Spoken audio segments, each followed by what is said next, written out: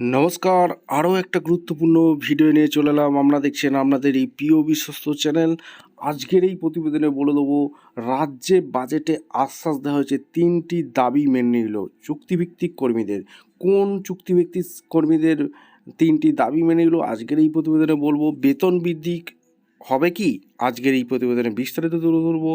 অবশ্যই যারা চ্যানেলে নতুন, চ্যানেলটাকে লাইক করে একটা সাবস্ক্রাইব করে বেল আইকনটা টিপে রাখতে হবে। বন্ধুরা, রাজ্যে বাজেট অধিবেশন কিন্তু পিছিয়ে যাচ্ছে রাজ্যের বাজেট অধিবেশন। 31শে জানুয়ারি কিন্তু হওয়ার কথা ছিল, কিন্তু 31শে জানুয়ারি হচ্ছে না। রাজ্যে বাজেট অধিবেশন শুরু হবে 3 ফেব্রুয়ারি। বাজেট পেশ হবে 5ই ফেব্রুয়ারি। সেই দিনই রাজ্যপালের ভাষণ ও বাজেট পেশ করা হবে। 9ই ফেব্রুয়ারি পর্যন্ত অধিবেশন চলবে।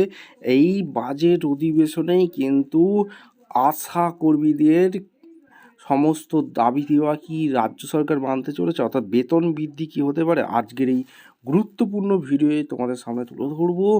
কোন 3টি দাবি আশাকর্মীদের মেনে নিয়েছে রাজ্য সরকার, বেতন বৃদ্ধি কি আদৌ হতে চলেছে, এই বাজেট অধিবেশনেই সমস্ত কিছু ক্লিয়ার হয়ে যাবে। অবশ্যই খুব গুরুত্বপূর্ণ ভিডিও হতে চলেছে। যারা লাইক করছো না অবশ্যই কিন্তু লাইক করে দেবে, একটা শেয়ার করে দেবে, সাবস্ক্রাইব করে দেবে।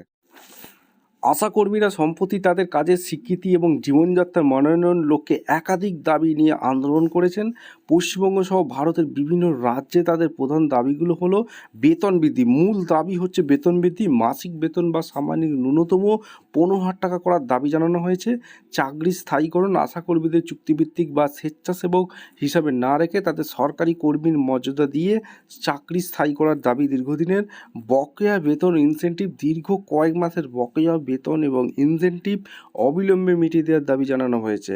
সামাজিক সুরক্ষা, provident fund, PF, gratuity, pension এবং চিকিৎসার জন্য যথাযথ স্বাস্থ্য বিমা সুবিধা প্রদান, নির্দিষ্ট কর্মঘণ্টার কাজের নির্দিষ্ট সময়সীমা নির্ধারণ করা এবং অতিরিক্ত কাজের জন্য অতিরিক্ত ভাতার ব্যবস্থা করা, সরকারি সুবিধা, সরকারি কর্মীদের মতো মাতৃত্বকালীন ছুটি এবং অন্যান্য ছুটি মঞ্জুর করা, নির্দিষ্ট তারিখের মধ্যে বেতন, প্রতি মাসের 5 তারিখের মধ্যে সামাজিক প্রদান নিশ্চিত করা।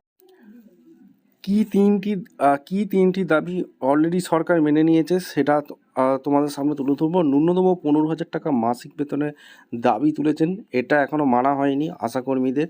এর পাশাপাশি স্বাস্থ্য বিমা, মাতৃত্বকালীন ছুটি অর্থাৎ ডিউটি চলাকালীন মাতৃত্বকালীন ছুটি, এই দাবিটা কিন্তু মেনে নিয়েছে। মৃত্যুকালীন ক্ষতিপূরণ সহ, অর্থাৎ এই যে 5,00,000 টাকা, কেউ যদি মারা গেলে, ডিউটিরত অবস্থায় মারা গেলে এককালীন 5 লক্ষ টাকা ক্ষতিপূরণ, এই দাবিটাও কিন্তু শোনা যাচ্ছে মেনে নেওয়া হবে। এবং আরেকটা দাবি মেনে নেওয়া হয়েছে, যেটা হচ্ছে তাদের বকেয়া অর্থ, সেই দাবিটাও কিন্তু অলরেডি টাকা পাঠানো শুরু হয়ে গেছে বলে এমনই খবর উঠে আসছে। ভিডিওটা ইনফরমেটিভ মনে হলে আমাদের চ্যানেলে যারা ফার্স্ট টাইম এসছো চ্যানেলটাকে সাবস্ক্রাইব করে বেল আইকনটা টিপে রাখতে হবে। ন্যূনতম 15,000 টাকা, এটা কি বাড়তে চলেছে? এই ন্যূনতম 15,000 টাকা মাসিক বেতনের যে দাবি তুলেছেন আশাকর্মীরা, এই দাবিটা কিন্তু বাজেট অধিবেশনের দিকে তাকিয়ে থাকতে হবে।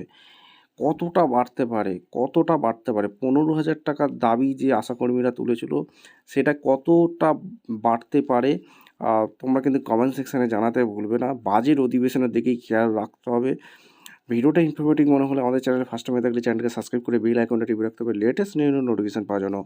দেখা হচ্ছে কোনো পরবর্তী ভিডিও। ধন্যবাদ।